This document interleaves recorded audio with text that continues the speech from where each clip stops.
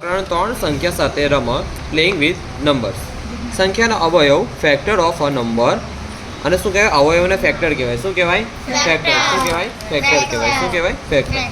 હવે સંખ્યાનો અવયવ દેખો તો કે જે સંખ્યા વડે આપેલી સંખ્યાને નિશેષ એટલે છેલ્લે શેષ કેટલો વધે? 0 0 લાડવો ભાગી શકાય તે સંખ્યાને આપેલી સંખ્યાનો અવયવ કહેવાય છે. શું કહેવાય? અવયવ કહેવાય છે. અવયવ. હા દેખો, દાખલા તરીકે 10 ને 1 2 5 અને 10 વડે નિશેષ ભાગી શકાય છે. તેથી 1 2 5 અને 10 એ 10ના અવયવો છે. જેમ કે 10 ની આપણે વાત કરીએ, જો 10 કોના ઘડિયામાં આવે? તો 1ના ઘડિયામાં તો આવે જ. હા, આવું થાય. 1 1 1 0. આ 0 ને ઉતાર્યું, અહીં ભાગ ના ચાલે તેનું શું? હવે 10 આપણે 2ના ઘડિયામાં બી આવે. 2 પંચા 10.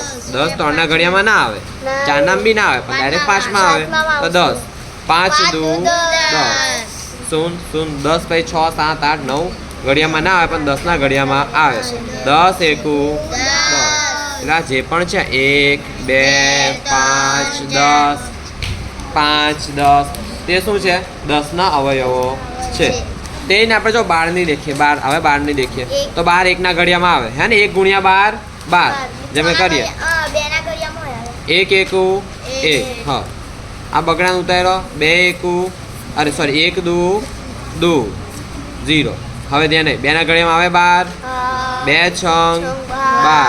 3ના ઘડિયામાં આવે 3 ચોક 12. 4ના ઘડિયામાં આવે 4 તાલી 12. 5ના ઘડિયામાં આવે 6ના ઘડિયામાં 6 દુ 12. પછી જો હવે અડધું થઈ ગયું, અહીં બીજો અડધો તો ડાયરેક્ટ આપણે 10 પર કૂદી પડે છે ને. 10નું અડધું 5, હવે 12નું અડધું 6 એટલે ડાયરેક્ટ 12 પર કૂદી જવાનું. તો 12ના ઘડિયામાં 12 તો આવે જ છે. 12 એકુ 12. જો હવે આ 1 છે, 2 છે, 3 12 4 6 તો આ બધા શું છે?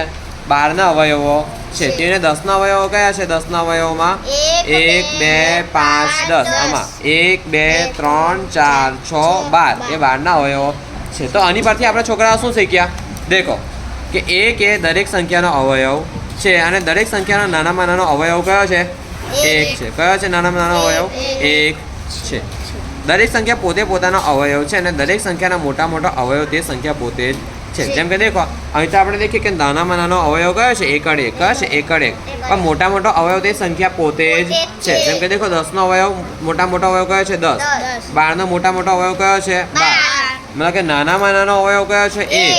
અને મોટામાં મોટો અવયવ કયો થયો? તે સંખ્યા પોતે જ. તે સંખ્યા પોતે જ.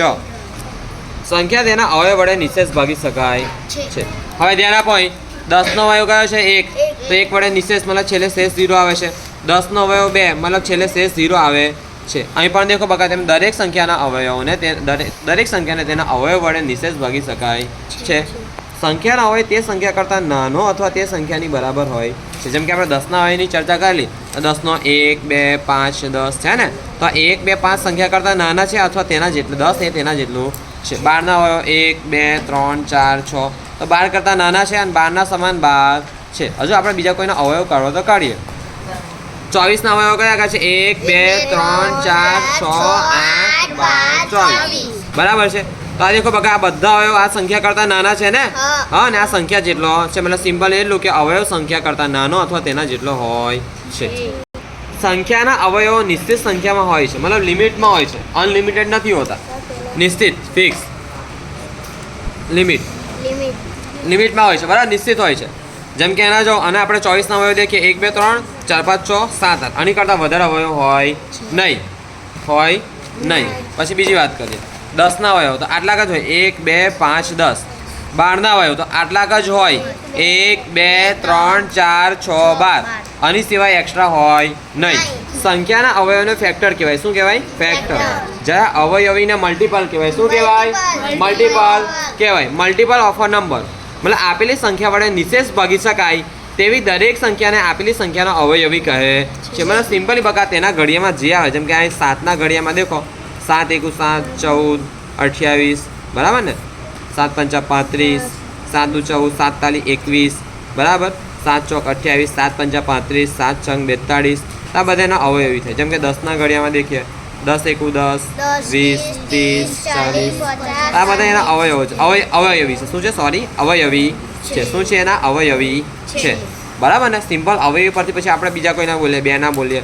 2 ના અવયવી 2, 4, 6, 8, 10 અનંત સુધીને. બરાબર છે? અનંત સુધી જાય, જેટલા વાળા ગુણો તેટલા વાળા ગુણ્યા કર. તો અંત પરથી તમે શું શીખ્યા કે અવયવી અનંત લગીને જાય. ક્યાં લગીને જાય? અનંત લગીને. જ્યારે અવયવો નિશ્ચિત હોય, ફિક્સ જ હોય, હા, અને અવયવી મતલબ તેના ગુણાકારમાં છે ને, મલ્ટીપ્લાયમાં દેખો બકા અહીં જો એના ઘડિયામાં આવતા હોય. હવે અવયવીમાં સૌથી નાની સંખ્યા શું આવે? તે સંખ્યા પોતે, તે સંખ્યા પોતે, તે સંખ્યા પોતે, તે સૌથી નાનું આવે. બરાબર છે? હવે ધ્યાન અહીં આગળ દરેક સંખ્યા પોતે પોતાના અવયવી છે ને. 7 નો અવયવી 7 છે, 10 નો અવયવી 10 છે, 2 નો અવયવી 2 છે. દરેક સંખ્યા 1 નો અવયવી છે. દરેક સંખ્યા કોનો અવયવી છે? 1 નો અવયવી છે. હવે તમે મને કહો સાહેબ 1 ના ઘડિયામાં 7 આવે જ ને, 1 7 7, 1 ના ઘડિયામાં 10 આવે. 1 નો અવયવી દરેક સંખ્યા 1 નો અવયવી છે. દરેક સંખ્યાના અવયવીઓ અસંખ્ય હોય છે, અનલિમિટેડ હોય છે, અસંખ્ય. બરાબર છે? ચાલો, કોઈપણ સંખ્યાનો નાનામાં નાનો અવયવી સંખ્યા પોતે જ છે ને? નાનામાં નાનો અવયવી તે સંખ્યા પોતે જ છે. ઓકે, તો ધોરણ 6 આ વસ્તુ તમારે 5 વખત અહીંયા જ બેસીને લખવાનું છે. તો ચાલુ કરી દો.